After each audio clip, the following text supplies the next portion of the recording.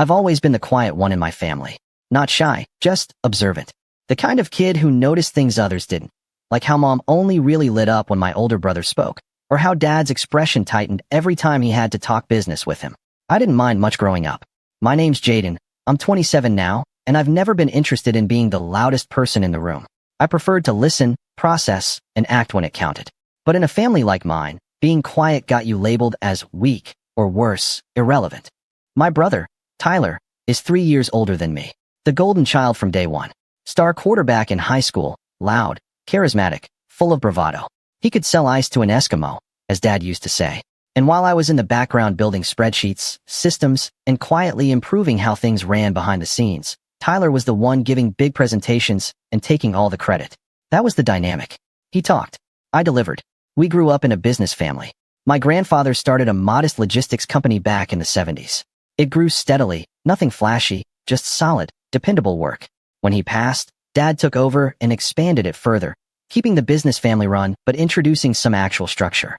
Tyler, of course, was groomed early to take the reins. I wasn't even really considered.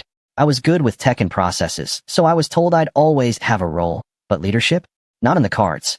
You don't have the voice for it, Mom once said with a shrug when I asked if Dad had ever considered me. Still, I didn't mind. At least, I told myself I didn't. I went to college, majored in business systems engineering, and when I came back home, I started working quietly behind the scenes. I built software that saved us hundreds of hours in delivery routing, automated invoicing, and even reduced our overhead by nearly 20% in the first year. But every company newsletter, every meeting, it was always Tyler's strategy or Tyler's vision. I just nodded and kept working. 2 years ago, Dad started stepping back more. He didn't say it, but we could all feel it. Fewer meetings, more fishing trips. He never officially announced a succession plan, but Tyler began acting like the company was his. He started managing people directly, me included, which was always tense. He'd shoot down my ideas in meetings, even ones he later pitched as his own. I'd confront him about it, and he'd brush it off with a grin. Just part of the game. Little bro gotta be quicker next time. Things really shifted 6 months ago when Dad called a family meeting. Just the three of us, Mom, Tyler, and me. He said he was considering retirement. Mom clapped. Tyler smirked like he'd just been crowned, and I just sat still, waiting. Dad said he wanted to keep it in the family, and that he was thinking about splitting responsibilities, but Tyler immediately interrupted. Look, Dad, you don't have to sugarcoat it. Everyone knows I'm ready. I've been managing the teams, building client relationships. I've got the leadership skills. He gave me a sideways glance, like I wasn't even worth considering. Dad looked at me for a long moment, but didn't say much. Just nodded and ended the meeting early. That night, Tyler pulled me aside and gave me one of his infamous speeches. Listen, man, I know you do good work, but you're just not that kind of guy, you know? You're a support player. A damn good one. I'll always make sure you're taken care of. It hit harder than I expected.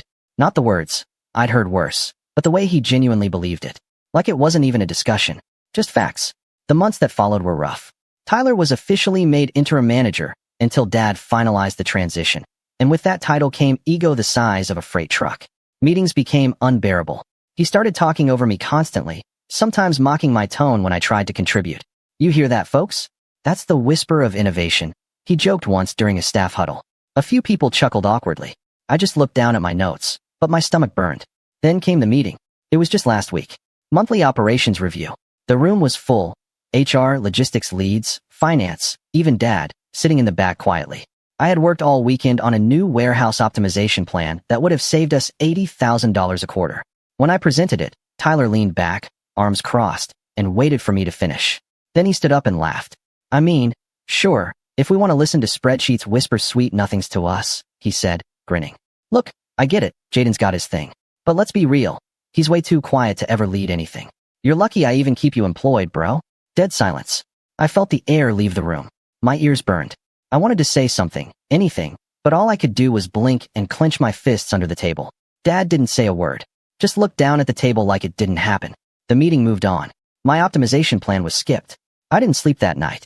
I stared at the ceiling until 4 a.m., wondering if I was crazy. If maybe Tyler was right.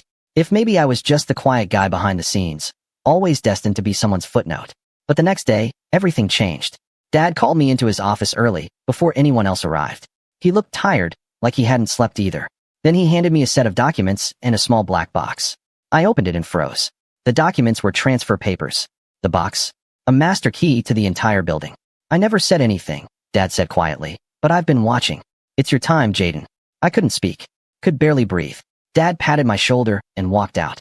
When I emerged into the office half an hour later, everything was different, but no one knew yet. And when Tyler walked in, loud as ever, demanding why his badge suddenly didn't unlock the executive suite, I just sat at the desk that used to be Dad's and waited. That was the beginning. If you had told me the day before that everything would flip like a coin in a storm, I would have laughed. Not because I didn't want it, but because I genuinely didn't believe it was possible. That morning, though, something inside me shifted. I'd spent my entire adult life being overlooked in my own family, especially by Tyler. And now, for the first time, I had leverage. Real power. And he had no idea. I didn't announce it right away. That wasn't my style. I sat at Dad's desk, heart pounding in my chest like a drum, letting the moment settle. I reread the documents he gave me. Full transfer of operational ownership, effective immediately. There was a short clause stating, all authority and decision-making now rests solely with Jaden Mitchell. It was simple, quiet, just like me. Tyler came in late, as usual. 30 minutes past the scheduled time for our weekly leadership briefing. He made a show of rolling up his sleeves and walking in with his Starbucks cup like he was the king of the castle. You wouldn't believe the traffic today, he said, tossing his keys on the table. Then he stopped. He noticed where I was sitting. What are you doing in Dad's chair? His voice was laced with a chuckle, like it was some kind of prank. I held up the document without a word. He stared, waiting for me to explain. I didn't. I just waited, calm, the way I'd always been, letting the silence do the heavy lifting. He finally walked over, snatched the papers from my hand, and scanned them. His face changed in stages, smirk to confusion, then confusion to disbelief, then disbelief to a kind of amused outrage. This is fake, right? He asked, trying to laugh again. Is this some kind of joke? Did Dad seriously put you in charge? I didn't flinch. He did. No. Come on. This doesn't make any sense. You don't even. Look, no offense, but you're not a leader, Jaden. You've got no presence. You barely talk in meetings. People don't follow someone who blends into the wall. I stood up slowly, met his eyes, and said, that's your problem, Tyler. You think volume equals value. He opened his mouth to speak, but I walked past him and said, you're no longer in management. I'll be restructuring the team this week. The sound of his coffee cup hitting the floor behind me was louder than I expected. He didn't say another word that day, but that was just the beginning. The first 2 weeks were pure chaos. Not because I didn't know what I was doing, but because Tyler made it his mission to undermine me at every turn. He wasn't officially in a leadership role anymore, but he still had friends on the floor, people he'd taken to lunch, laughed with, partied with. At first, they didn't know what to make of the change. Everyone thought it was temporary. Like I was just holding the seat warm until Tyler worked his magic and reversed everything. There were whispers, cold shoulders. People who used to thank me for fixing their systems now avoided eye contact. I'd walk into a department and conversations would stop. I told myself it was just the adjustment period, but it stung more than I expected. Still, I kept going, quietly making changes, quietly gathering information. Tyler, meanwhile, took every opportunity to test my patience. He'd walk by my office on calls, speaking loudly about how the company was better before, or how this place has no direction now. He'd corner employees at their desks, telling them I didn't understand how logistics worked, and that they should come to him if they needed anything real. And worst of all, he kept showing up to meetings uninvited. One time during a quarterly strategy session, I had just finished presenting a new cost-saving measure when Tyler waltzed in, sat down, and said, okay, let me tell you how we really used to do things. He hijacked the rest of the meeting, talking over me and ignoring the agenda. I didn't stop him. I wanted to see how far he'd go. Afterward, I called him into my office and told him calmly that this was the last time he'd do that. He rolled his eyes. What are you gonna do, fire me? Dad would never let you. That's when I realized something important. Tyler still didn't believe it. He thought Dad would step in, that this was temporary, some kind of test. I decided I needed to make it real. I started cleaning house. Not publicly, just quiet changes. I began with the systems Tyler had implemented. Old, bloated, manual processes that cost us more than they saved. I had our tech team rebuild the back end with automation, increased tracking transparency, and integrated tools I'd been prototyping for months. Departments started noticing improvements. Faster scheduling, smoother payroll, real-time tracking. Morale shifted. Slowly, eyes turned toward me, not out of fear, but respect. For the first time, people were starting to see who'd been holding the company together all along. Tyler didn't take it well. A week later, I found him in the break room surrounded by a few of the warehouse guys. They all stopped talking when I walked in. He smiled at me and said, so, boss man, you planning to replace everyone who ever disagreed with you? Or just the ones you're jealous of? I didn't engage. I looked at the others and said, "Can you give us a moment?" They hesitated, looked at Tyler, then shuffled out. "You've got 1 week to adapt," I told him, "or you're done here." He stood up, face twisted in disbelief. "Are you serious right now? You think you can just cut me out of our company?" I stepped closer. "It's not our company anymore, Tyler. It's mine. And you're acting like a liability." That was the last real conversation we had. Because what happened next wasn't a conversation, it was war. Tyler escalated everything. He started planting rumors, saying I was planning mass layoffs, that I was selling the company, that I didn't care about the employees who built this place. He even tried to log into systems he no longer had access to. IT flagged it immediately, and I had to issue an official security audit. HR got involved. People were starting to feel the tension. Mom, of course, called me one night and demanded to know what I was doing. "You know your brother's been crying in the garage for 2 nights now?" she said like I was the villain. "You always were sensitive, Jaden, but this is too far. He's your brother." "I'm not doing anything to him," I said. "He's doing it to himself." "You're punishing him for being confident," she snapped. "No," I said, my voice steady. "I'm holding him accountable for being cruel." She hung up. Dad, on the other hand, stayed silent. Completely. I think he knew this was coming. He'd built the business. He'd watched us grow into it. And I think deep down, he understood Tyler's leadership was a house of cards. But the real breaking point? The moment everything truly fell apart? It came during the annual shareholders' dinner, an event we usually held at a fancy hotel downtown, catered, full of speeches and handshakes. It was the one time every year when all the big players came to see how the family was doing: investors, longtime clients, partners from neighboring cities. A big deal. This year, I was supposed to give the opening address. My first one as CEO. I had a speech prepared. Not flashy, just heartfelt. I wanted people to see that the company was in stable hands. The ballroom was packed. The lights dimmed. I walked to the podium. And then Tyler stood up at his table. He clapped slowly, loud, mocking. "Let's all give a round of applause for the quiet kid in the corner," he said, smiling. "The new visionary of the family." Laughter rippled, uneasy, confused. I stared at him. "Go ahead, little bro," he said.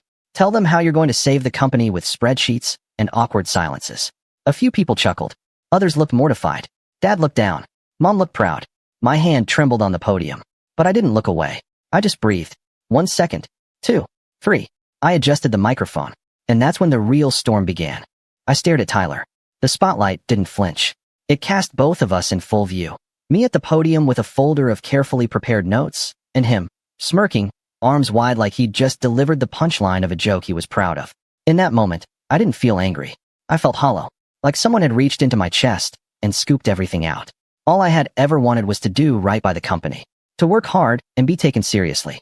And now, here I was, handpicked to lead, standing at the most important event of the year, and my own brother, in front of the people I was supposed to inspire, was turning me into a spectacle. I swallowed hard. The weight of silence in the ballroom was unbearable. The kind of silence where even the waiters stopped moving. I could have ripped into him, exposed everything. I could have told them how he mocked me in meetings, how he'd taken credit for my work, how he'd sabotaged half the progress we'd made in the past year just to preserve his ego. But I didn't. I straightened my spine, gently closed my folder, and leaned into the microphone. "I'll give my speech another time," I said, my voice steady despite the thunder in my chest. "Tonight doesn't feel right." Then I stepped away from the podium and walked straight out of the ballroom. I heard gasps, murmurs, a few awkward claps, but mostly confusion. Outside, the cold air hit me like a wall. I didn't stop walking until I reached the edge of the parking lot. My hands were shaking. I sat on the curb, loosened my tie, and stared at my shoes. For the first time in years, I felt like I had failed. Not because I wasn't good enough, but because no matter how much I accomplished, no matter what power I held on paper, I was still that quiet kid in the back of the room. To everyone who'd grown up around me, who'd formed opinions decades ago, I was still Jaden, the nice one, the tech guy, the helper. Not a leader. I didn't go back inside. That night, I skipped dinner, turned off my phone, and didn't check emails. I lay in bed, fully clothed, staring at the ceiling. I didn't cry. I didn't scream. I just felt empty. The next morning, I went into the office early. Earlier than usual. It was still dark out when I parked my car in the nearly empty lot and sat in silence. Engine off, keys in my hand. What was I doing? Why did I want this so badly? I thought about quitting. Just walking away. Selling the company or handing it back to Dad. Letting Tyler take the throne he always thought was his. It would have been easy, clean, quiet, the way I always operated. But then I remembered something. It was a Thursday, cold, gray, the kind of morning that made the world feel small. And I remembered a moment from a year ago, when one of the warehouse workers, Luis, had pulled me aside. He'd had an issue with his paycheck, over 100 hours missing from the system. I'd fixed it myself. Stayed late with him to audit the logs and make sure every single hour he'd worked was accounted for. It was a small thing. Quiet. But I remembered the look on his face when he got the corrected slip. The quiet relief. The handshake. The gratitude. That moment had stuck with me. And I realized something important. I didn't need to prove anything to Tyler. I didn't need to scream at rooms or dominate conversations or play puppet master to earn respect. I just needed to do what I'd always done. Take care of the people. Build systems that worked. Earn trust. Not with noise, but with consistency. That morning, I made a decision. I wasn't going to fight Tyler the way he wanted me to. I wasn't going to beat him at his game. I was going to beat him at mine. I started small. First, I sent a short apology email to the shareholders. Nothing dramatic. Just a note saying I had chosen not to speak at the dinner due to an unexpected personal conflict, and that I would be hosting a follow-up presentation at our headquarters next week to discuss the company's direction and performance. No mention of Tyler. No drama. Then I got to work. For the next few weeks, I lived in that office. Not just during the day. I was often the first to arrive and the last to leave. But I wasn't burying myself in spreadsheets or locking myself in an ivory tower. I was in the warehouse, in the delivery bays, in the break rooms. I met with the night shift staff who had never even seen an executive before. I sat with our drivers during their downtime, asking about routes and pain points. I invited every single department to book one-on-one time with me. No gatekeeping, no bureaucracy. And they came. At first cautiously, then in waves. People told me about inefficient policies Tyler had enforced, about managers who hadn't been held accountable, about broken equipment that had gone unreported because no one cared. And I listened. More than that, I acted. Within 3 weeks, I had restructured 2 departments, replaced 3 middle managers who'd been quietly abusing their power, and implemented a new suggestion system that rewarded employees for process improvements. I didn't post about it. I didn't blast it in company memos. But the shift was obvious. People smiled when they saw me. They opened up. And best of all, they started talking about me in a different way. He listens. He fixed that thing we've been complaining about for months. He's actually around. Even people who used to avoid me started asking questions, offering ideas, wanting to be involved. Meanwhile, Tyler? He grew quieter. His lunch table posse dwindled. His passive-aggressive hallway remarks stopped. I didn't fire him. Not yet. I wanted him to see it first. I wanted him to understand, fully and deeply, that leadership wasn't about being loud. It was about being effective. But the final push came from an unexpected place. Her name was Priya, our new client success manager. She'd transferred in from a partner firm and didn't know any of the family drama. She just saw me as the CEO.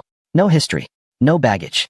One afternoon, she stopped by my office with a box of files and said, "Hey, I just wanted to say, you've built something really special here." I blinked. "Thanks, but I'm still working on it." She laughed. "Aren't we all? But seriously, people trust you. That's rare. You don't command the room with charisma. You earn it with clarity. It's refreshing." That compliment hit different. Maybe because it came from someone with no skin in the family game. No biases. Just someone who saw the work and respected it. That night, I stayed late again. But not to work. To plan. Because I finally knew how this would end. Not with a fight. Not with a screaming match. But with a decision. A quiet, final one. And when it came, it would be devastating. It was funny how, once I stopped trying to be noticed and simply started doing what needed to be done, people began noticing anyway. The company began to hum like a well-oiled machine. There were fewer delays in shipments, more transparency between departments, and, most importantly, more trust. The walls Tyler had built to preserve his own little empire were slowly being dismantled, brick by brick, by the very people he used to look down on. I wasn't trying to destroy him, at least not at first. But power reveals people. And Tyler, without his title, without his inherited authority, without Dad shielding him from his own incompetence, well, he didn't know who he was anymore. That was the first crack. He started coming in later and later. Some days he wouldn't show up at all. The few times he did, he would wander the halls like a ghost in a house that no longer belonged to him, trying to assert control over conversations he was no longer a part of. But I didn't just want him out of the company. I wanted the why to be undeniable. I wanted everyone to see what I'd seen for years, not out of spite, but out of necessity. Because Tyler wasn't just a bad leader. He was dangerous in positions of influence. And if I simply forced him out without the truth surfacing, it would only leave room for revisionist history. I needed people to know why I let him go. So I started digging. Not into gossip or rumors. Into the numbers. Tyler had always bragged about his big wins from his time in charge. The investor contracts he closed. The expansion plans he spearheaded. The new vendor relationships he claimed to have secured. I'd always taken those claims at face value. Dad had too. But now, With full access, I could finally trace the lines. And what I found was messy. Deals signed without legal review. Vendor contracts with bloated fees and unexplained surcharges. Expenses marked miscellaneous that bled tens of thousands over a 2-year span. One particular vendor, Ironstream Transport, stood out. Tyler had brought them on a year before Dad stepped back. I remembered it clearly because he'd made a whole presentation about cutting-edge shipping solutions and boasted about how he negotiated a lower per-mile rate than any other logistics partner we'd ever had. Only, that wasn't true. Buried in the billing system were adjusted invoices, duplicate charges, fuel surcharges that exceeded industry norms, and even a premium client relationship fee that seemed completely fabricated. The worst part? The contract was locked in for 36 months. I cross-referenced the vendor's business license and found something that made my stomach turn. Ironstream Transport was registered under a shell company owned by Tyler's old college roommate. The same guy who once crashed on our couch for a summer and had borrowed a few grand from Tyler to get back on his feet. It all clicked. Tyler had funneled company money into a personal favor, disguising it as a business contract. It wasn't just nepotism, it was fraud. Quiet, slow, and hard to detect, but fraud nonetheless. I didn't react right away. I stared at the screen for a long time, numb. The spreadsheet sat there, glowing faintly in the darkened office, while the truth settled like a lead weight in my chest. This wasn't just about corporate strategy or differing leadership styles. Tyler had been stealing. And while I could have gone nuclear right then, called the lawyers, had him escorted out, launched a formal internal investigation, I realized that wasn't the best play. If I wanted this to stick, if I wanted the company, the board, and our family to understand the full scope of who Tyler really was, I needed to set the stage carefully. So I made a list. Everything Tyler had touched. Every department he'd manipulated. Every person he'd leaned on for influence, favors, or silence. Then I started visiting people. Quietly. One by one. I started with Mark from finance. He'd worked under Tyler during the Ironstream contract signing. A good guy, numbers first, but always hesitant to challenge authority. I invited him to lunch off-site. No suits. No laptops. Just 2 guys with burgers and a notepad. I laid out what I'd found and watched the blood drain from his face. I always thought something was off, Mark said, running a hand through his thinning hair. But Tyler, he said the numbers were pre-approved, that your dad had already looked at them. He didn't, I said flatly. Mark sighed, sat back, and looked me in the eye. I'll help however I can. Then came HR, then legal, then logistics. I didn't reveal everything to everyone, just enough to get them to talk. And slowly, like threads unraveling a sweater, the full story began to take shape. Tyler had created a shadow system. Nothing overtly criminal on the surface, just enough plausible deniability to keep himself clean. But with the right people looking and the right documents aligned, the deception became impossible to ignore. Still, I needed more. I needed something that no one could argue with. Something public. So I reached out to Luis. Remember him? The warehouse worker I'd helped a year ago? Turns out he wasn't just respected. He was trusted. People talked to him. About everything. I asked if he'd heard anything unusual about Tyler lately. He paused, then leaned in. I heard he's been trying to poach drivers, he said. Poach? Yeah. Like, starting a new company. Or maybe a partnership. I don't know. But he's been floating the idea to a few people. Offering bonuses. Promising flexible hours. I felt my jaw tighten. He was building a fallback. That explained the increased disappearances. The meetings offsite. The tension. He was preparing to leave, but not before taking part of the company with him. I thanked Luis, then drove straight back to the office and logged into our network security portal. I had IT pull every device login, access attempt, and network activity from Tyler's account over the past 90 days. He'd been emailing confidential client lists to a private Gmail account. Not once, not twice, 14 times. And not just that, he'd attach contract templates, pricing tables, and scheduling algorithms. Our trade secrets. The next day, I looped in legal. Quietly, carefully, no alarms, no announcements, just preparation. Because I had everything I needed now. But I wasn't going to take it to the board just yet. First, I had to talk to Dad. It had been weeks since we'd spoken beyond polite nods in passing. I knew he was watching everything unfold, but he hadn't interfered. I think he wanted to see who we'd become when left to our own devices. I invited him to lunch at the old diner near the truck depot, the same one he used to take us to when we were kids. I even got the same booth. He showed up wearing his faded baseball cap and an old company windbreaker, the one with our original logo stitched into the chest. He looked tired, but alert. We didn't make small talk. I slid the folder across the table. He flipped it open, scanned the pages, and didn't say a word for almost 5 minutes. Then he closed it, set his hands on the table, and looked at me. You ready for what comes next? I nodded. Not revenge, he said. Justice. I know. He exhaled. Then it's time. I looked down at my coffee, then back at him. You're not surprised? He shook his head. I was hoping I was wrong. But I saw it years ago. I just didn't want to believe it. Why didn't you stop it? Because I thought maybe, just maybe, he'd grow out of it. That the weight of the company would humble him. Make him better. Didn't work. No, he said quietly. It didn't. We didn't talk much after that. We didn't need to. The next morning, I scheduled a full executive board meeting. Mandatory attendance.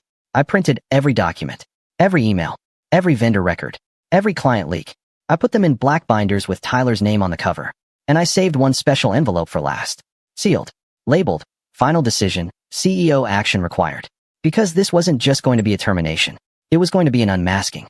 And when the meeting came, when Tyler sat down and saw the binder with his name on it, when he opened it and realized what I knew, his face turned a shade I'd never seen before. And I hadn't even spoken yet. Tyler walked into the boardroom late, as usual. He didn't bother hiding it anymore. His disregard for professionalism, his sense of entitlement. But this time, the swagger had an edge of unease. Maybe it was the silence in the room, or the way every executive already had a black binder in front of them, each one identical, labeled plainly with one word, Tyler. He didn't notice the sealed envelope at the center of the table at first. He slid into the last open seat, across from me, and gave a half-hearted grin.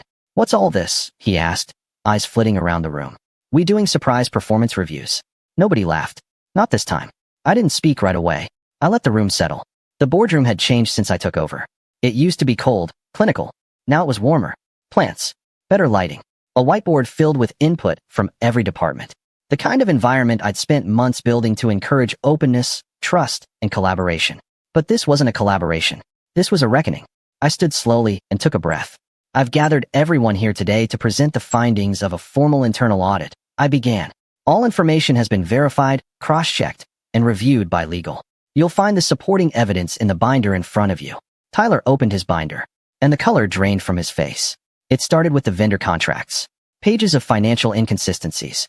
Then came the emails, personal communications between him and the owner of Ironstream Transport, clearly colluding on inflated rates and fabricated surcharges. Then screenshots of his unauthorized access attempts. The client lists he sent to his personal email. And finally, testimonies from employees who'd been approached about new opportunities with him. I said nothing. Let the evidence speak first. Tyler flipped pages faster now, frantically scanning, shaking his head. This is out of context, he muttered. This is ridiculous. You're blowing this way out of proportion. Is there anything in there that's false? I asked calmly. He froze. You didn't even ask me for my side. You blindsided me. I didn't move. I'm giving you your side now. Say what you need to say. He looked around the room, desperate for a lifeline. Come on, you guys know me. This is a witch hunt. Jaden's just bitter because I gave him tough love. He's twisting things. Nobody responded. Not one person. Even the ones who had laughed at his jokes months ago now stared at him like they didn't know who he was anymore. He turned to Dad. You're really going to let this happen? Dad didn't blink. I should have let it happen years ago. Tyler slammed the binder shut, shoved it away, and stood. This is a joke. I built this company. You all think Jaden made it work? Please. I carried it for years. This is sabotage. No, I said, stepping forward. This is accountability. Then I picked up the sealed envelope from the center of the table and placed it gently in front of him. He stared at it like it was a bomb. This is your formal termination, I said, along with a detailed summary of every policy and legal clause you've violated. Legal has already prepared the necessary filings. You'll also find a non-compete clause, which you triggered by poaching drivers and sharing proprietary data, and a cease and desist order. His hand hovered above the envelope but didn't touch it. You're being escorted out immediately after this meeting, I added. Your access has already been revoked. Silence. Tyler's mouth opened, then closed again. Then he laughed, a short, dry, bitter thing. You think this is over? He said. You really think this is how it ends? You're nothing without me. You wouldn't last a month if I wasn't here cleaning up your last paycheck was processed yesterday, I said. And for what it's worth, you were never cleaning up anything. You were the mess. That hit. His shoulders dropped. His hands clenched at his sides. But there was nothing left to say. Security was waiting outside the door. I gave him a nod. He tried one last time to appeal to someone, anyone, with a desperate look as he was let out. But no one met his eyes. And then he was gone. Just like that. The fallout wasn't small. There were press inquiries, murmurs from the board, and a few clients who needed reassurances. I spent the next few weeks clarifying the situation, with transparency, not spin. I gave full disclosure to our partners. Sent personal emails to every employee explaining the breach of trust, the steps we were taking to protect the company, and my commitment to keeping things honest moving forward. The surprising part? People respected it. The truth. No fluff. Just accountability. Employee morale skyrocketed. Teams that used to operate in silos began collaborating more openly. We began to rebuild, slowly, but deliberately. I didn't do it alone. I promoted people who had been overlooked for years, gave managers with real empathy and vision the space to lead. I hired a new compliance officer, rewrote internal policy to prevent anything like this from happening again. And for the first time in the company's history, we weren't just family-run. We were team-led. As for Tyler, he spiraled. I heard rumors that he tried to start his own company, but couldn't get the funding. That Ironstream collapsed after we severed the contract. That he went to Mom asking her to intervene, but she refused to get involved anymore. She still sends me the occasional guilt-laced text. He's your brother, Jaden. Family is family. But she knows better than to ask me to reverse anything. And then came the voicemail. It was late. I'd just finished a long call with our warehouse expansion team when my phone buzzed with a message from an unknown number. I hit play. His voice was quieter than I remembered. Hesitant. Weighed down. Hey, it's me. Look, I know I messed up. I was stupid. I was angry. I wasn't thinking straight. I miss it, man. The company. The people. Everything. I don't know what to do anymore. Can we talk? I deleted it. Not because I hated him. Because I finally didn't need his validation. Because for the first time in my life, I wasn't standing in anyone's shadow. I was standing on solid ground. Ground I built myself. The next company meeting was different. No drama. No spectacle. Just a packed room. Full of people who had stayed, fought through the changes, and helped build something better. I stood at the front. Not with a binder, not with an agenda, but with a whiteboard and a single sentence written across the top. What does real leadership look like? And as the room filled with ideas, laughter, and a surprising number of post-it notes, I realized something. Revenge didn't have to be loud. It didn't have to be cruel. It just had to be true. And mine was. Tyler was wrong about a lot of things. But mostly, he was wrong about this. You don't have to be loud to be powerful. You just have to be heard when it matters. And now, I finally was.